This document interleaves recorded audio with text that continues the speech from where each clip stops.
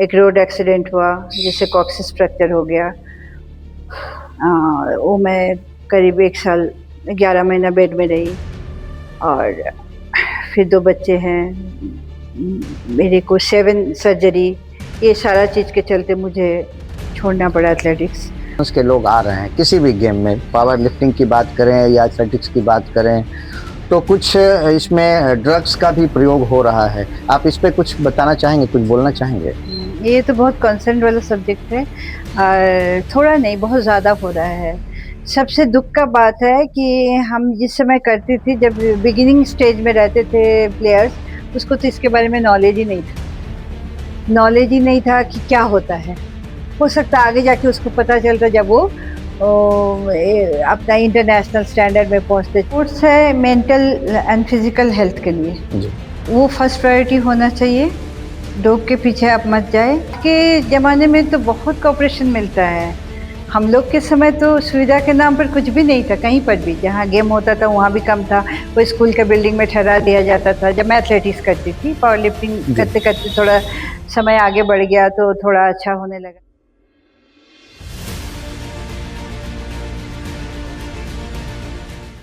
प्रतिभा अपनी पहचान का मुहताज नहीं होता। जी हाँ, मैं हूं आशुतोष और आप देख रहे हैं हमारा खास कार्यक्रम फेस टू फेस। इस कार्यक्रम में हम हमेशा आपको मिलवाते हैं कुछ ऐसी शख्सियत से जो अपनी प्रतिभा का लोहा मनवाते हैं। आज हमारे साथ जो शख्सियत हैं वो भी अपने पहचान का कोई मुहताज नहीं, कोई परिचय का मुहताज नहीं। जी हाँ, इनका नाम है सुजाता भगत। हमारे देश की पावर लिफ्टर, गोल्ड मेडलिस्ट इस समय हमारे साथ हैं। मैडम, आपका स्वागत है हमारे इस खास कार्यक्रम फेस टू फेस में। नमस्कार। मैडम, सबसे पहले हम आपसे ये जानना चाहेंगे कि आप अपने बचपन के बारे में कुछ, बचपन की कुछ यादें हों, कुछ किस्से हों, वो आप बताएं। बचपन का किस्सा मतलब कौन सा किस्सा? अपने स्कूल के समय का, जब आपको ये फील आया कि हम स्पोर्ट्स में जा सकते हैं, हम खेल सकते हैं या हमको खेलना ही चाहिए, ऐसा कुछ बात, कुछ वाकया? एक्चुअली जो फीलिंग्स का बात कर रहे हैं, फीलिंग्स आने से पहले ही मेरे पिताजी मेरे को खेलने के मैदान में प्रोत्साहित किए हैं। जब मैंने चलना सीखा, उसी समय से दौड़ने के अभ्यास कराए। और सुबह-सुबह पिताजी ले जाते थे, माँ भी होती थी साथ में। हमारे सब हम लोग 3 भाई-बहन थे, मैं बीच में थी और एक मेरे बड़े भैया हैं, एक छोटा भाई है। हम लोग को तीनों को लेके जाते थे। तो इसलिए मुझे याद ही नहीं है कि मैं कब दौड़ना शुरू किया। और बचपन में दौड़ती थी, अच्छा लगता था। मतलब वो तो एक अच्छा लगने से पहले ही अच्छा लगने का अभ्यास करा दिया गया। और दूसरी बात नेचुरली है, मैं स्ट्रॉन्ग है फिज़िकली। मेरी माँ भी, पिताजी भी स्पोर्ट्स में थे और स्पेशली स्पोर्ट्स लवर थे बोला जाए। अपने तो खेलते-वेलते थे लेकिन साथ में एनकरेज भी करते थे बच्चों को। और उन्होंने ही चक्रधरपुर जैसे छोटे जगह में एथलेटिक जो एसोसिएशन का स्थापना की। उस समय सिंहभूम में पड़ता था। पश्चिम और पूर्वी सिंहभूम एक ही था, अलग नहीं हुआ था। पहला उन्होंने जो एसोसिएशन की स्थापना वो की, उसको रजिस्टर कराया ताकि यहाँ के बच्चे बाहर जा सकें। उसके साथ-साथ मैं भी जाने लगी। और सबसे एक मज़ेदार बात करूँगी मैं, वहाँ पर एक आदमी थे, नाम मुझे याद नहीं है बट उनको सब कोई बोरा बाबा बोलते थे, क्योंकि वो बोरा का ड्रेस पहनते थे और सुबह-सुबह घोड़े से घूमते रहते थे। मैं उनके घोड़े के साथ दौड़ लगाती थी। वो मेरे लिए बहुत अच्छा चीज़ था कि मुझे मज़ा आता था और मैं सोचती थी घोड़े से आगे कब जाऊँ। वैसे ही करते-करते मैं घोड़े से भी आगे जाने लगी। तो बेसिकली मैं फिर स्प्रिंट चालू की, 100 टू 100 मीटर्स। वो मैंने दौड़ना चालू किया और उसी से मैं आगे स्कूल, नेशनल, यूनिवर्सिटी ये सब में, स्टेट, नेशनल में मैं पार्टिसिपेट करने लगी और बहुत सारे मेडल्स भी जीते। तो मतलब आप स्कूल के समय से ही एक अच्छी एथलीट बन गई हैं और आप फास्ट रनिंग में आप अपना जो है करियर को बनाना प्रारंभ कर दिए और स्कूल टीम से कई जगह पे जाके आपने मेडल जीता। किस बड़े कार्यक्रम में या किस बड़े इवेंट को आपने इवेंट में आपने पार्टिसिपेट किया? हाँ, स्कूल नेशनल के बाद जब कॉलेज गई तो university, inter university, national, open national ये सारा में पार्टिसिपेट किया और मुझे एथलेटिक्स कोटा में ही जॉब लगा। उस समय बिहार था, बिहार पुलिस में। और ऑल इंडिया पुलिस में भी मैंने 5 बार कंटिन्यू गोल्ड मेडल लिया। और फिर कुछ चीज़ें हुई जो मेरा एथलेटिक्स करियर को ब्रेक लगा दिया। एक रोड एक्सीडेंट हुआ जिससे कॉक्सिस फ्रैक्चर हो गया। वो मैं करीब 1 साल 11 महीना बेड में रही। और फिर 2 बच्चे हैं। मेरे को 7 सर्जरी, ये सारा चीज़ के चलते मुझे छोड़ना पड़ा एथलेटिक्स।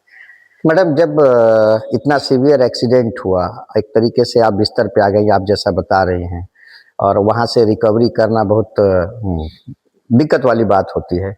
लेकिन एथलेटिक्स छोड़ के फिर अचानक से इतना सीवियर एक्सीडेंट के बाद आप पावर लिफ्टर कैसे बन गई? क्योंकि मैं मेरे जब रोड एक्सीडेंट हुए, फिर उस समय तो मेरा मोबिलिटी एकदम ख़त्म हो गया था। तो मैं भगवान को प्रार्थना करती थी, भगवान कम से कम मेरे पैर में मुझे खड़े कर दो, मैं चल सकूं। तो समय के साथ-साथ इंजरी भरने लगा, चलने लगी। बैठने में मुझे दिक्कत होता था, तो डॉक्टर बोले कि एयर कुशन लेके बैठना पड़ेगा लाइफ लॉन्ग आपको। तो हस्बैंड जिस दिन जाने लगे एयर कुशन खरीदने के लिए, मैंने उनको मना कर दिया। मैंने बोला कि मुझे समय दो कुछ दिन, 2-3 महीने, कि मैं कोशिश करती हूँ। बहुत पेन होता था बैठने में भी, लेकिन मैं वो पेन को मतलब थोड़ा ओवरलुक किया और करते-करते बैठ गई, फिर चलने लगी तो फिर से दौड़ने लगी। लेकिन एथलेटिक्स जो है, जो इवेंट था मेरा 100 टू 100, उसमें आना मेरे लिए मुश्किल था क्योंकि बीच में 12 साल का ब्रेक हो गया था। तो फिर दोबारा वो करना, मुझे थोड़ा स्पोर्ट्स से शुरू से लगा हुआ है, मैं उसके बिना जीवन सोच नहीं सकती हूँ। मतलब अपने करूँ नहीं करूँ तो भी दूसरे को कराना, दूसरे को गाइड करना, चाहे अपने पार्टिसिपेट करना, देखना, मतलब सबसे मैं जुड़े रहना चाहती थी। कोई ज़रूरी नहीं कि मैं एक्टिव स्पोर्ट्समैन ही रहूँ। लेकिन किसी न किसी रूप में मुझे जोड़ना था, तो नहीं जब हो पा रहा था कुछ भी, तो मैं थोड़ा डिप्रेशन की शिकार हो गई थी। तो सक्रिय साइकियाट्रिस्ट को मैंने कंसल्ट किया, तो उन्होंने बोला कुछ अब नहीं कर सकते हो तो कम से कम जिम जाओ। तो उसमें भी तो जिम जाने लगी, तो फिर एक लोकल कॉम्पिटिशन हुआ गुरु नानक स्कूल में, और मैं इंद्रजीत सिंह, जो कि खुद भी एक पावर लिफ्टर है, लिम्का बुक ऑफ रिकॉर्ड में उनका नाम भी दर्ज है, सब कोई उनको जानते हैं, तो उनका जिम में ही मैं जाने लगी थी, तो उधर से कुछ एनकरेजमेंट मिला।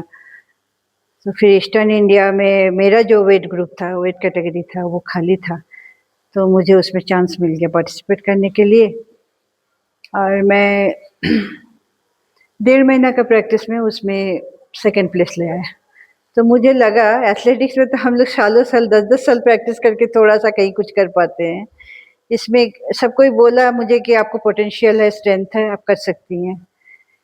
और एक बात मैं बताऊँगी, एथलेटिक्स सब गेम का बेस है, जी। तो उससे भी मुझे फ़ायदा हुआ।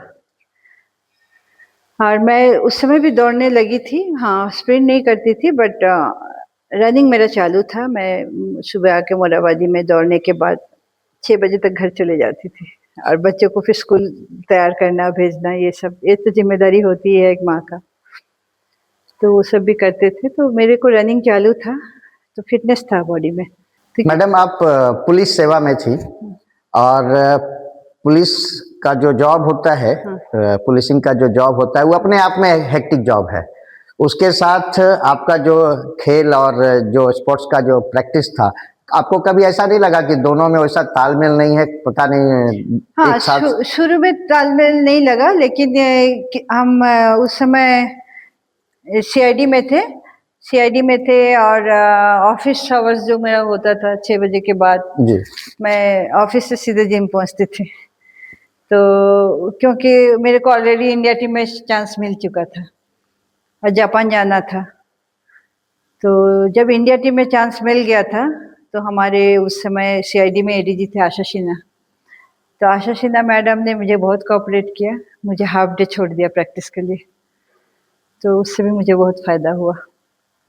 मैडम, अभी भी बहुत सारे खेल हैं, बहुत सारे युवा वर्ग लगे हुए हैं देश के लिए खेलने के लिए, राज्य के लिए खेलने के लिए, लेकिन उनकी हमेशा शिकायतें होती हैं कि सरकार या प्रशासन उनके लिए कुछ नहीं कर पा रहा है। आज के तारीख में आप एक एनजीओ भी चला रही हैं, सोशल वर्क से भी जुड़ी हुई हैं। आपको क्या लगता है कि आपके समय में जब आप खेल रही थी, आपको जो कॉपरेशन मिलता था या नहीं मिलता था, और आज जो है दोनों स्थिति कैसा है? आज के ज़माने में तो बहुत कोऑपरेशन मिलता है। हम लोग के समय तो सुविधा के नाम पर कुछ भी नहीं था, कहीं पर भी। जहाँ गेम होता था वहाँ भी कम था, कोई स्कूल के बिल्डिंग में ठहरा दिया जाता था। जब मैं एथलेटिक्स करती थी, पावर लिफ्टिंग जी। करते-करते थोड़ा समय आगे बढ़ गया तो थोड़ा अच्छा होने लगा समय। और हाँ, मतलब कभी-कभी ऐसा होता था ना, हम लोग स्कूल में जाते थे, स्कूल में अपना बेडिंग ढो के जाते थे, समझे? बेडिंग को भी कंधा में उठा लेते थे क्योंकि उधर सोने के लिए कोई कुछ स्कूल मिलता हॉल नहीं में था। कोई हाँ, मिलता नहीं था, कोई पुआल बिछा दिया, हुँ। कोई कंबल नीचे बिछा दिया, उसके ऊपर अपना बेडिंग वगैरह डाल के हम लोग सोते थे।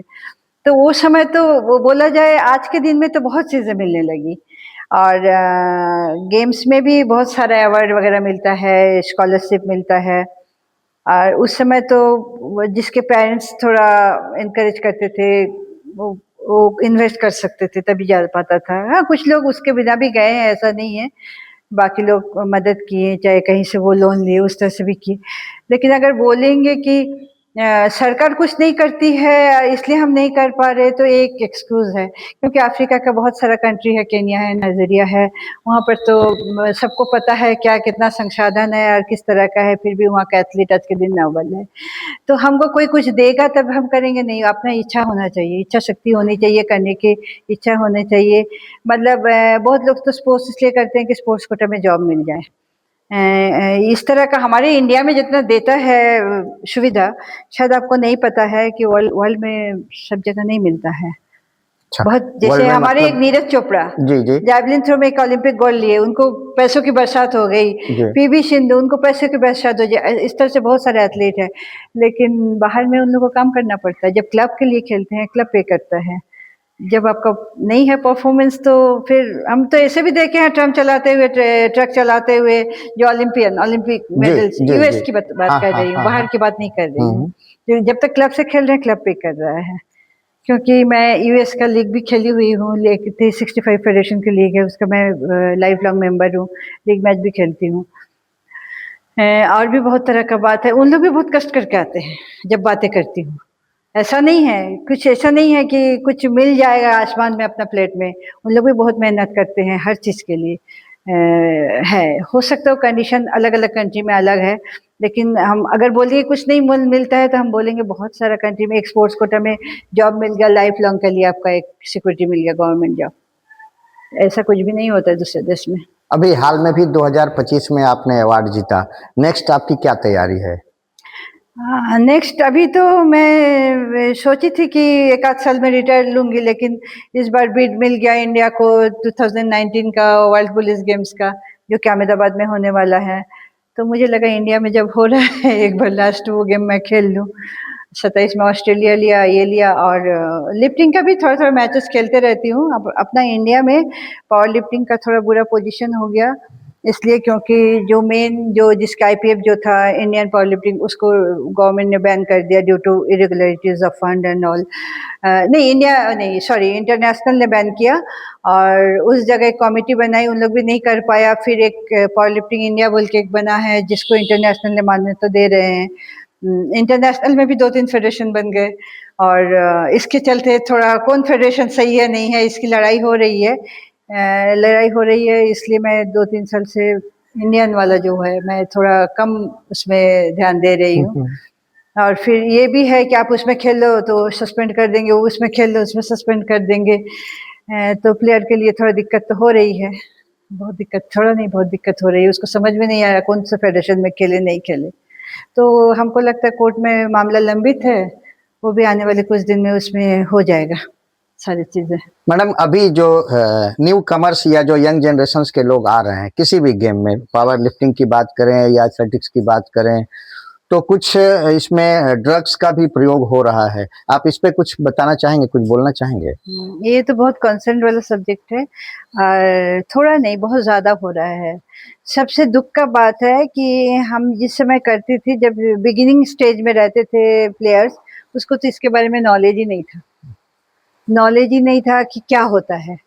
हो सकता है आगे जाके उसको पता चलता जब वो अपना इंटरनेशनल स्टैंडर्ड में पहुंचते चाहे नेशनल।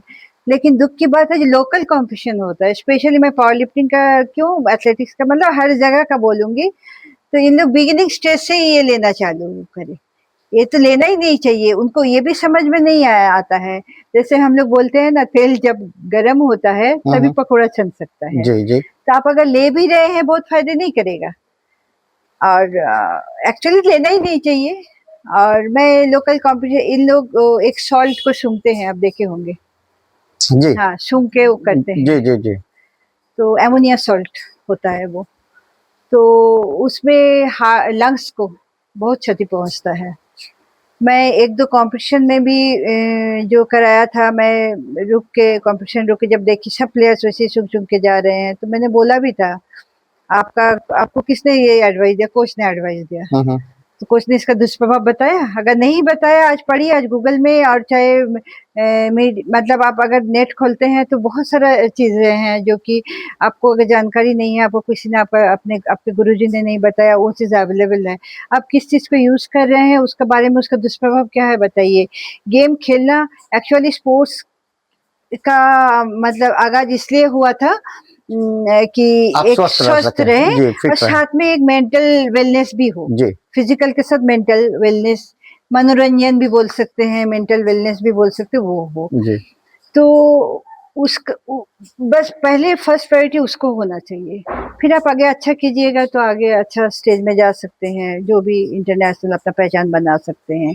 लेकिन हर जगह देखते हैं सिरिंज पड़ा रहता है, ये रहता है, उसके जो गुरु है वही सिखा रहे हैं, नहीं सिखा रहे हैं तो इधर उधर से नॉलेज लेके कुछ भी दे रहा है। इससे कुछ प्लेयर का डेथ भी हुआ, नाम नहीं लेंगे कौन सी, ये का किसी का फिजिकल प्रॉब्लम हुआ, बहुत कम एज में मर गया बच्चा लोग, 22-23 साल के एज में। तो देख के दुख होता है, और अगर मैं बोलती भी ना हूँ तो उन लोग सोचते हैं कि नहीं हम अच्छे कर रहे हैं तो मैडम बोल रही है। तो ऐसा कुछ नहीं है, सबको समझ होना चाहिए इस चीज़ का, स्पेशली इस चीज़ के लिए मुझे लगता है एक स्टेट की तरफ से भी सेमिनार वगैरह ऑर्गेनाइज करना चाहिए। स्टेट चाहे हम सोचते हैं, मैं अपने एनजीओ के थ्रू से भी प्लेयर्स को बुलाऊं और अवेयरनेस कुछ लाने के लिए इस पर हाँ काम करना चाहिए। हाँ, ये काम करना चाहिए क्योंकि ये जनरेशन को खराब कर रहा है।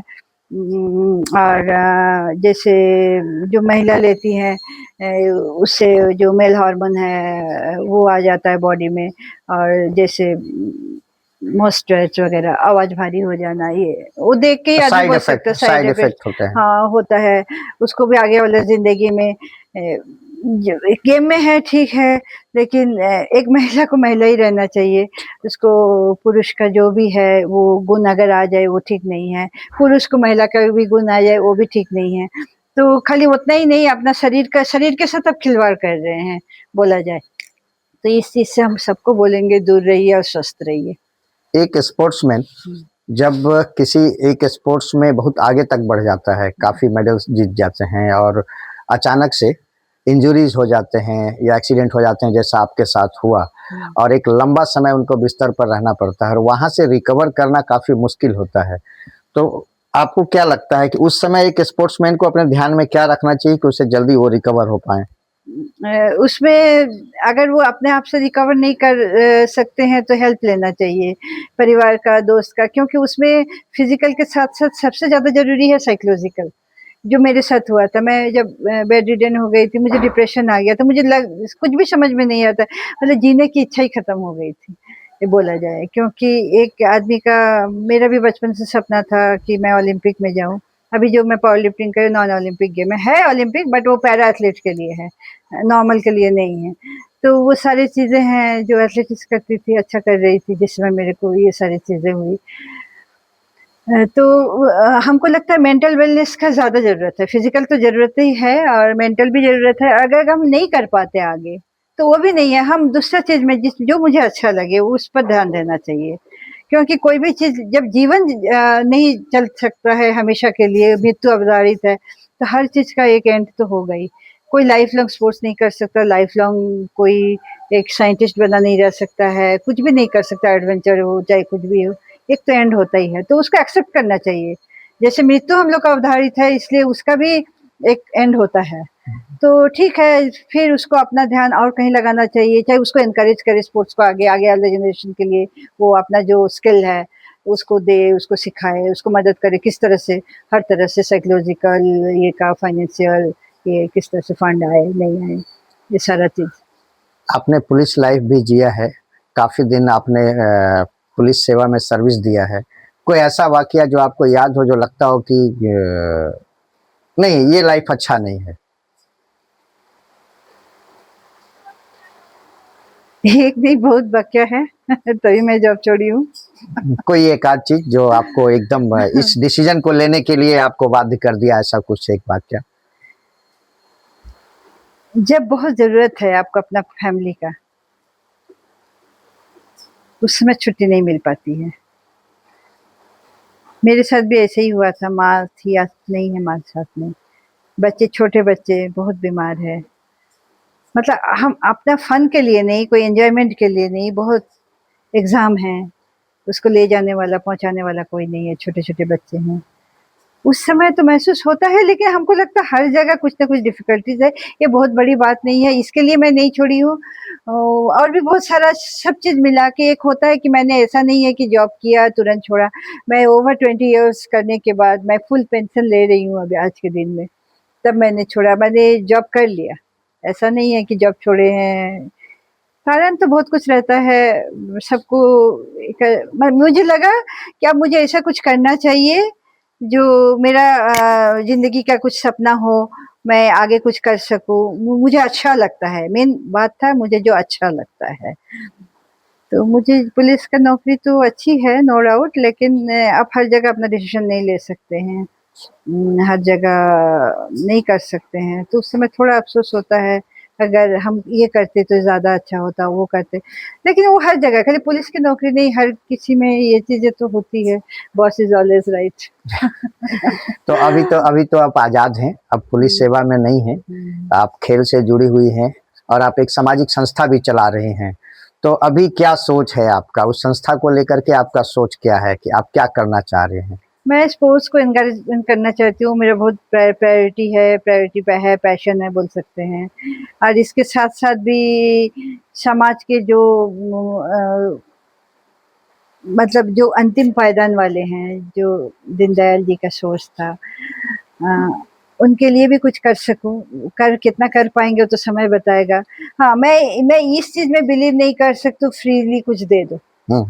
मैं इस चीज़ में विश्वास करती हूँ कि ताकि उसको अपना एम्प्लॉयमेंट मिले, आगे के लिए रोज़गार मिले, एक स्वस्थ वातावरण मिले। इस तरह में मैं विश्वास करती हूँ।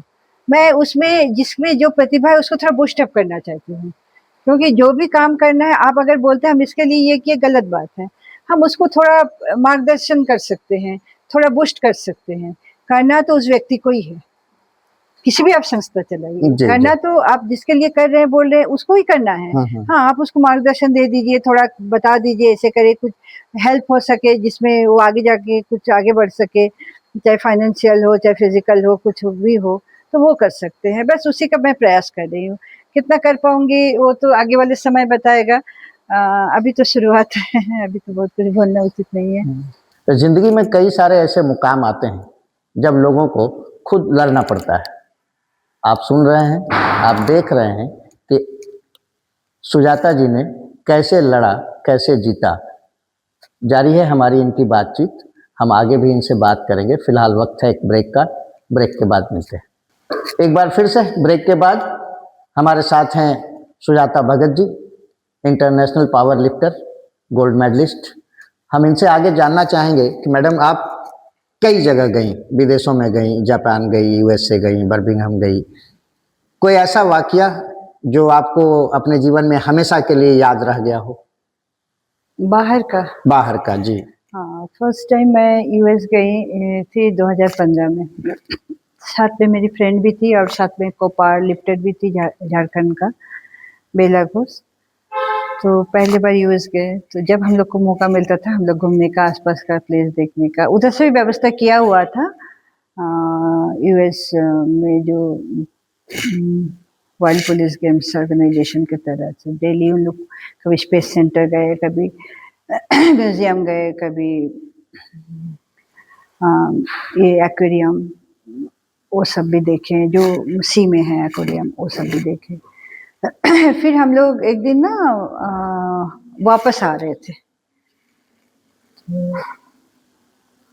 एक फॉलो कर रहे थे, लुक से निग्रो लग रहा था, अच्छा। तो कुछ-कुछ पढ़े थे, जो क्राइम करते हैं, ये करते हैं, ऐसे पढ़े थे, जी, जी। ये तो नहीं है, तो थोड़ा डर भी पैदा हो गया था। तो उस समय मुझे याद है, वहाँ का जो पुलिस का जो नंबर है, उस पर हम लोग डायल किए, खाली जगह था, तो डायल किए तो विदिन 2 मिनट आके उसको लेके चला गया। ओके। हम लोग से कोई सवाल जवाब नहीं किया। हाँ, हाँ। यहाँ पर जब भी हम लोग उस तरह का जो हेल्पलाइन नंबर है, चाहे child helpline number, senior citizen, चाहे नॉर्मल जो पुलिस का, फायर का, जो जब हम लोग करते हैं कॉल, एक तो आपको इतना क्वेश्चन करेंगे वो, आपको कैसे पता आप कहाँ हैं, क्या है, नहीं है, आप क्वेश्चन से ही आप परेशान हो जाएंगे, आपका क्वेश्चन ही 10 मिनट तक चलते रहेगा, उसके बाद फिर क्वेश्चन करेंगे, फिर क्वेश्चन करेंगे, फिर आपको, मुझे एक याद है चाइल्ड हेल्पलाइन के लिए मैं 2 बच्चे भीख मांग रहा था, ये हरमोर रोड में जो सिग्नल है उसके समय, वो छोटे-छोटे बच्चे थे। उससे जब पूछे कहाँ के हो, नहीं हो, प्रॉपर हमको जवाब नहीं मिला, उसको लेके मतलब कस्टडी में अपना ले लिया और हेल्पलाइन में फ़ोन किए, बहुत सारा क्वेश्चन किया। फिर उन लोग करीब हमको 1 घंटा इंतज़ार करना पड़ा। मतलब 1 घंटा मैं अपना बहुत इम्पोर्टेंट काम में गई थी, इंतज़ार करना पड़ा और फिर आके ले गए। ले जाने से पहले मुझे ही इतना क्वेश्चन कर लिए, मतलब मैं मेंटली एग्ज़ॉस्ट हो चुकी थी और उसके बाद कुछ दिन बाद फिर वही बच्चों को मैंने उसी जगह पाया, भीख माँगते हुए। तो ये डिफ़रेंस है। ये डिफरेंस आपको है। याद है, हाँ, क्योंकि हाँ, वहाँ जो सर्विस आपको हाँ। मिला, वो सर्विस इम्प्रेसिंग था, जिससे आप काफ़ी इम्प्रेस हुईं। वो सर्विस की यहाँ पर कमी है। तो पूरा कमी है। तो जैसा आपने बताया, तो आप भी पुलिस विभाग में रही हैं। हाँ। अभी आपने बताया कि वहाँ डायल करने से तुरंत वो सर्विस मिल गया, हाँ। यहाँ पर नहीं हो पाता है। तो अब तो खैर आप उस विभाग में नहीं हैं। तो आपके विचार से ऐसा क्या होना चाहिए कि यहाँ भी उस सर्विस में सुधार आना चाहिए? सुधार आना चाहिए, सुधार तो आना ही चाहिए। आप कोई इन्फॉर्म करता है, उसका आप इतना परेशान कर देते हो, तो फिर वो आगे नहीं करेगा ना। यहाँ नहीं, ऐसा नहीं है कि यहाँ अच्छे लोग नहीं हैं, यहाँ भी अच्छे लोग हैं, क्योंकि एक जो ह्यूमैनिटी है ऑल ओवर वर्ल्ड में है, और खराब लोग दुनिया में कम ही हैं, तभी दुनिया चल रही है। जी, जी। ठीक है, अच्छे लोग हैं, इनको भी मन करता है हम इसको हेल्प करें, वो करे, कोई इंजर्ड हो जाए, उसको उठा के पहुंचाए, आप उसी को परेशान कर देंगे तो हेल्प कहाँ से करेगा, नहीं कर पाएगा ना। तो ये चीज़ होना चाहिए कि आप अगर पब्लिक का हेल्प मांग रहे हैं, पुलिस हो चाहे कोई भी हो, तो पब्लिक जब हेल्प करे उसको, हेल्प को लीजिए ना, उसको परेशान मत कीजिए, बिल्कुल ठीक क्योंकि बात है। आपके पास उसका नंबर है, अगर कुछ मिलेगा आज का दिन में, तो इतना ये हो गया है, उसके आसपास भी कोड नंबर है, वो भी पता चल जाता है उस क्लाउड में, मतलब जी, जी। वहाँ से भी पता चल जाता है, आप उसको फिर बाद में कॉल कर सकते हैं, कुछ जानकारी ले सकते हैं। आप उस समय इतना टाइम वेस्ट मत कीजिए। आप यंग जनरेशन के स्पोर्ट्समैन को एक लाइन में क्या बताना चाहेंगे, जिनको उनको पूरी ज़िंदगी उस बात को पकड़ के रखना चाहिए? स्पोर्ट्स है मेंटल एंड फिजिकल हेल्थ के लिए, जी। वो फर्स्ट प्रायोरिटी होना चाहिए। डोप के पीछे आप मत जाए, जो प्रोफेशनल भी अगर बनना चाहते हैं तो भी हम सजेस्ट करेंगे, आप खाना खाएं, भारतीय खाना जो है वर्ल्ड का बेस्ट है, और कोई ज़रूरी नहीं है कि हम कोई जीभ को मार के खाएंगे तभी मेरे को अच्छा स्ट्रेंथ एनर्जी और मिलेगा, जी। स्ट्रेंथ मिलेगा। घोड़ा हाथी को देख के ये चीज़ समझा जा सकता है, जी। जो जनरल में। और आप अगर मेहनत करते हैं तो आपको उसका फल मिलेगा। गीता में बोला है कि आप मेहनत कीजिए, फल का आशा मत कीजिए। उसका पीछे यही कारण है, अगर आप मेहनत करते हैं तो फल तो जरूरी मिलता है, बिल्कुल। कुछ ना कुछ मिलेगा जरूर। आपने बातचीत के दौरान एक बात बताया कि आपके पापा चाहते थे कि आप ओलंपियन बने, आप आगे बढ़ें, स्पोर्ट्स में आए। क्या आज आपको लगता है कि आप उस जगह पे पहुंच पाएं? हाँ, एक इंटरनेशनल स्टेज में, ओलंपिक तो नॉन ओलंपिक इवेंट है, जैसे पावर लिफ्टिंग तो पॉसिबल नहीं है, लेकिन और एथलेटिक्स में हो सकता था, लेकिन जो भी सिचुएशन हुआ, इंजरी हुआ, एक्सीडेंट हुआ, जो भी रहा उसके चलते मुझे छोड़ना पड़ा। लेकिन ज़रूर ये बात है, आज अगर मेरे पिताजी साथ होते तो मुझसे ज़्यादा खुश कोई भी नहीं होता है और उनसे भी ज़्यादा खुश कोई नहीं होता। मतलब उनका जो सपना था एक साकार कर पाते और वो देख पाते, बस ये मलाल तो हमको हमेशा रहेगा कि वो आज दुनिया में नहीं है। बातचीत के क्रम में आपने एक नाम लिया था, बोरा बाबा। हुँ। और हमें कहीं न कहीं लगता है कि शायद आपके लाइफ के ट्विस्ट में कहीं न कहीं एक छोटा-सा योगदान बोरा बाबा का रह गया। क्या हुँ। आपको क्या लगता है? क्योंकि जैसा आपने कहा कि हाँ, बोरा बिल्कुल। बाबा के हाँ, पीछे आप भागती थी। क्योंकि उस समय कॉम्पिटिशन ये सब चीज़ मैं बहुत छोटी थी ना, वो सब दिमाग में नहीं था, मुझे मज़ा आता था। घोड़ों के साथ दौड़ने में एकदम मज़ा आता था, मैं सुबह उठ के एकदम कभी देखती थी कितना टाइम हो रहा है, मुझे जाना है, मुझे उ घोड़ा के साथ दौड़ना है। बोरा बाबा घोड़ा लेके आते थे और मैं उसके साथ-साथ दौड़ती थी। हाँ, एक तो थोड़ा नहीं, बहुत योगदान रहा है। क्योंकि एन्जॉय करना सबसे बड़ी चीज़ है, आप किसी चीज़ को एन्जॉय करते हैं तभी उसमें आगे बढ़ पाएँगे। तो मैं वो एन्जॉय करने लगी थी, वो मेरा तो जब शुरुआत था। दौड़ते हुए आप घोड़े को पीछे कर दिए, उस समय की फीलिंग्स आपकी कैसी रही होगी? बहुत अच्छा लगता था मैं घोड़े से आगे जा रही हूँ। एक छोटा बच्चा क्या सोच सकता है वो उसका एन्जॉयमेंट एकदम प्योर होता है। उसमें कुछ ये नहीं है कि मुझे ये प्रॉफ़िट होगी, नहीं होगी, ये लॉस होगा, वो नहीं। हाँ, मैं कर लिया, मुझे ये लगता था मैंने कर लिया और उसी समय से मुझे ये फीलिंग आई मैंने कर लिया, हर जगह। जब मैंने पावर लिफ्टिंग भी शुरू की थी तो मुझे लगता था अरे इतना वेट और मैं जिस एज में शुरू की थी तो उस एज में लोग रिटायरमेंट ले लेते हैं स्पोर्ट्स से 30 प्लस। तो उस समय मेरे को वो लगता था कोई इंजरी हो जाएगा एज के कारण फिर वो अगर फ्रैक्चर हो जाए वो हील अप नहीं हो एज के साथ-साथ तो कम होते रहता है ना बोन का भी कैपेसिटी। तो मैं ये सब सोचने लगी, तो मुझे और एक आदमी का याद है, एक सरदार जी बैठे हुए थे, वो पता नहीं कैसे मेरे मन का भाव समझ गए। मैंने उनसे को ना जानती थी, ना मैं दोबारा देखी हूँ। ये भिलाई की बात है, मैं गई थी गेम खेलने और मैं बैठ के देख रही थी। उस दिन मेरा नहीं था, नेक्स्ट डे था। तो मैं सोच रही थी क्या करूँ, मुझे करना है आगे उस इवेंट को तो पार्टिसिपेट करना ही था, मैं आगे क्या करूँगी उस चीज़ में सोच रही कहीं मेरे को इंजरी हो गया, बच्चे हैं, छोटे-छोटे बच्चे हैं उसको देखना है, क्या कर पाएँगे? तो किसी को कुछ बोले नहीं, मन में ही सोच रहे थे, लेकिन वो उसने मुझे मेरा मन का भाव पढ़ लिए और वो उठे और बोले कि बेटा सब चीज़ ना इससे होता है ब्रेन से होता है, ठीक है? फिज़िकल स्ट्रेंथ तो ज़रूरी है, वो बात की बात है। फर्स्ट नहीं चाहिए। मानसिक संतुलन को पकड़ के रखना मेंटल पावर चाहिए। होनी चाहिए, मेंटल पावर अगर होगा तो आपको प्रेरणा मिलेगी आगे बढ़ने की, आगे जाने की। बाकी फिज़िकल तो चाहिए, लेकिन वो सेकेंडरी है। हम लोग पहले मानसिक तरह से हम लोग जीतते हैं, जी। फिर फिज़िकली जो है मेहनत करना है, जो भी करना है वो तो करना है, वो तो बात की बात है। तो वो भी एक है, मैंने उनको वही फर्स्ट और लास्ट टाइम देखा, फिर दोबारा उनको देखा नहीं, क्योंकि संभव भी नहीं था क्योंकि भिलाई में हुई थी गेम, वो कहाँ के थे मुझे पता भी नहीं है, एक दर्शक थे, क्या ऑफ़िशियल थे, क्या थे, नहीं पता। अभी नेक्स्ट इवेंट 2029 नहीं, नहीं, नेक्स्ट इवेंट उससे पहले बहुत है। अभी जिसके लिए आप तैयारी कर रही हैं वो कौन-सा? अभी तो मैं बॉडी को अभी 2 महीना थोड़ा रिलैक्स छोड़ रही हूँ, मतलब हल्का-फुल्का कर रही हूँ, ये जी। बने रहे। वो भी ज़रूरी है, आफ्टर कॉम्पिटिशन थोड़ा रिलैक्सेशन भी ज़रूरी है, आप सालों भर उतना हाई ये में इंटेंसिटी में नहीं कर सकते हैं। जी, तो जी। फिर मैं करूँगी, आगे देखते हैं, कुछ है गेम्स है, बाहर का भी है, इंडिया का भी है। 29 का तो मैं लास्ट सोची हूँ अच्छा, अच्छा, अच्छा। 29 का मतलब 29 मतलब में जो गेम आप खेलेंगे उसका रिटायरमेंट प्लान कर रहे हाँ, हैं। मेबी मतलब 29 तक मैं हम जिएँगे कि नहीं जिएँगे उसकी कोई गारंटी नहीं है, इसलिए आगे से होता है, इतना आगे का बोल नहीं सकते हैं, लेकिन सोचे हैं, ये मेरी सोच में है कि तो रिसेंटली अभी आपने कहा कि 2 महीना तो अभी रिलैक्स हैं, उसके बाद कौन से खेल के लिए आप तैयारी करेंगी? उम, वो मुझे अगला एक इवेंट? मन है मिस्टर ओलंपिया में जाने का अगर प उस तरह से तैयारी हो, जी, उसके जी। लिए तैयारी भी चाहिए क्योंकि उसमें क्वालीफाइंग मार्क्स भी होता है, तो अगर कर गए तो करेंगे, नहीं तो अभी है सामने बहुत सारा टूर्नामेंट है, देश में भी है, विदेश में भी है, अब दैट डिपेंड्स कि तैयारी कितना हो। आप अपने फिजिकल रिकवरी के बाद कुल कितने मेडल अभी तक जीते? फिजिकल रिकवरी के बाद ही सारा मेडल जीते उसमें आपका एशिया है, एशिया यूरोप कंबाइंड गेम है, ओपन वर्ल्ड है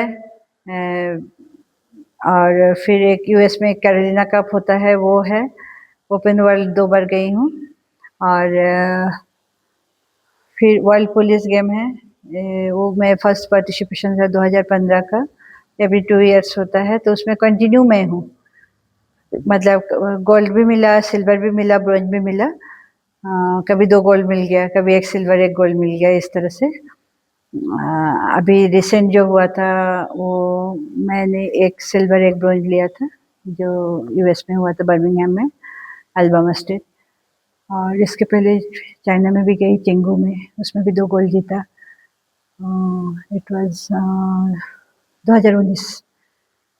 फिर नेदरलैंड्स भी गई। मतलब अभी चालू है। थोड़ा अप एंड डाउन हो रहा है परफॉर्मेंस में, कभी अप हो रहा है, कभी डाउन हो रहा है। वो तो हो गई, कोई भी चीज़ तो अमर नहीं होता जी, है, जी, जी, स्पेशली जी। परफॉर्मेंस तो किसी का भी नहीं हुआ। बेन जॉनसन का भी उतना अच्छा थे एथलीट आज के दिन में, वो संभव ही नहीं है, वो सोचना ही गलत है कि कर लेंगे। सचिन तेंदुलकर जिस ये से खेलना शुरू किए थे, आज भी उसी पर खेलेंगे, नहीं संभव है। एक तो एंड होता ही है सब चीज़ का, और आगे वाले जनरेशन और अच्छा करते हैं, करेंगे भी। अभी आप कुछ नेक्स्ट जनरेशन के लिए कुछ तैयारी कर रही हैं या कुछ लोगों को इस खेल के लिए प्रमोट हाँ, करने का कुछ मैंने प्लान है? बहुत किसी को किया। जब मैंने पावर लिफ्टिंग शुरू किया, झारखंड में महिला लोग उतना नहीं थी। आज तो एक लोकल कंपटीशन में भी गर्ल्स लोग बहुत बढ़-चढ़ के हिस्सा ले रही है, अच्छा भी कर रही है। इवन जमशेदपुर की एक लड़की है, उसने एशिया भी जीता, स्ट्रॉन्गेस्ट वुमन का भी जीता। अच्छा लगता है देख के। बहुत कोई बोलती है कि मैम आपको देख के हम लोग आए। अच्छा लगता है ये सब सुन के। अभी अभी का जनरेशन ना, वो उसको बहुत ज़्यादा सिखाने की ज़रूरत नहीं है। उनको बहुत चीज़ पहले से ही नॉलेज में आ जाता है, उन लोग आ रहे हैं, अच्छा कर रहे हैं। और लेकिन वही एक है चीज़ है, जिसको जो बोलेंगे, जो सप्लीमेंट के नाम पर बेचा जा रहा है, सप्लीमेंट का जो यूज़ हो रहा है, और उसमें क्या है, नहीं है, कभी टेस्ट नहीं होता, कुछ एक्शन नहीं होता है। स्पेशली क्या बोला जाए, खाली उसका ही नहीं, हमारे सारे खाने-पीने की जो वस्तु है, उसमें एक सख्त कानून की ज़रूरत है, जो कि इसमें अगर आप जो इंग्रीडिएंट दिए हैं, उसके अलावा कुछ मिले, चाहे वो नहीं मिले। और उसके लिए मुझे लगता है एक कैपिटल पनिशमेंट होनी चाहिए, जैसे बेबी फूड से लेके, सप्लीमेंट से लेके, हर चीज़ में मिलावट है, तेल से लेके। तो ये चीज़ होनी चाहिए। ये आने वाले जनरेशन को खराब कर रहा है, स्पेशली स्पोर्ट्स फील्ड में जो आ रहे हैं, वो सप्लीमेंट्स में क्या स्टेरॉयड है, नहीं है, नहीं भी रहता है तो मतलब रहता भी है तो मेंशन नहीं करते हैं। उस चीज़ को खा के उनको लगता है कि मेरे को जल्दी से बॉडी बिल्ड हो रहा है, जल्दी से हम स्लिम हो जा रहे हैं। तो कुछ ऐसा कुछ नहीं होता है। आप नेचर के साथ रहिए। सबसे बड़ा चीज़ है नेचर। नेचर के साथ जो आप खिलवाड़ किए हर जगह, चाहे आप धराली का केस देखिए आगे, जो जी, खीरगंगा जो जी, जी, जी, उसका जो ओरिजिनल पाथ है, वहाँ से डाइवर्ट हुआ, ओरिजिनल पाथ में बसा दिया गया, जी। मार्केट, घर सब खत्म हो गया। तो इस तरह से शरीर भी खत्म हो जाता है। जब आप नेचर को छोड़ देंगे, शरीर भी खत्म होने वाला है, सारा चीज़ खत्म होने वाला है। जितना कोशिश कीजिए नेचर के साथ रहने का। बिल्कुल सही बात है। आपने देखा और सुना सुजाता भगत जी का साफ तौर पर ये कहना है कि यंग जनरेशन को ये जरूर ध्यान रखना चाहिए, खेल में आगे आइए, प्रतिभा से आगे आइए, अपने शरीर को बनाइए, सप्लीमेंट मत लीजिए, ड्रग्स मत लीजिए, और साथ के साथ सरकार या प्रशासन से भी इनका कहना है कि अगर ऐसा कुछ होता है उसके लिए एक सख्त कानून बनाने की आवश्यकता है। चीज़ों में मिलावट को रोकने की ज़रूरत है, और बच्चों को मानसिक तौर पर मजबूत होना चाहिए। फिजिकल मजबूत तो किसी भी खेल के लिए होना अति अनिवार्य है, लेकिन लोग तभी जीत सकते हैं जब वो मानसिक तौर पर मजबूत हो, उनकी दृढ़ इच्छा शक्ति हो। 2 साल 2.5 साल बिस्तर पर रहने के बाद, रिकवरी के बाद फिर इतने सारे मेडल जीत पाना या जीतना बहुत बड़े गर्व की बात है। आज सुजाता भगत जी जैसे इंटरनेशनल प्लेयर हमारे यहाँ हैं, ये हमारे लिए भी गर्व की बात है। और न्यू कमर्स और बच्चों को इनसे प्रेरणा लेने की ज़रूरत है। आप देख रहे थे हमारा खास कार्यक्रम फेस टू फेस। हम अगले कार्यक्रम में फिर मिलवाएंगे आपको किसी दूसरे शख्सियत के साथ। तब तक के लिए हमें इजाज़त दीजिए। धन्यवाद मैडम, आपको भी धन्यवाद। एक रोड एक्सीडेंट हुआ जिससे कॉक्सिस फ्रैक्चर हो गया। वो मैं करीब 1 साल 11 महीना बेड में रही, और फिर 2 बच्चे हैं।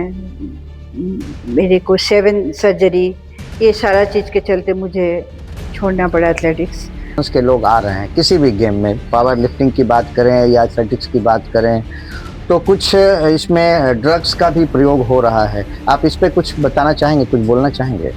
ये तो बहुत कंसर्न वाला सब्जेक्ट है और थोड़ा नहीं बहुत ज़्यादा हो रहा है। सबसे दुःख का बात है कि हम जिस समय करते थे जब बिगिनिंग स्टेज में रहते थे प्लेयर्स, उसको तो इसके बारे में नॉलेज ही नहीं था। नॉलेज ही नहीं था कि क्या होता है। हो सकता है आगे जाके उसको पता चलता जब वो अपना इंटरनेशनल स्टैंडर्ड में पहुँचते। स्पोर्ट्स है मेंटल एंड फिज़िकल हेल्थ के लिए, जी। वो फर्स्ट प्रायोरिटी होना चाहिए। डोप के पीछे आप मत जाए। के ज़माने में तो बहुत कोऑपरेशन मिलता है। हम लोग के समय तो सुविधा के नाम पर कुछ भी नहीं था, कहीं पर भी जहाँ गेम होता था वहाँ भी कम था। वो स्कूल के बिल्डिंग में ठहरा दिया जाता था। जब मैं एथलेटिक्स करती थी, पावर लिफ्टिंग करते करते थोड़ा समय आगे बढ़ गया तो थोड़ा अच्छा होने लगा।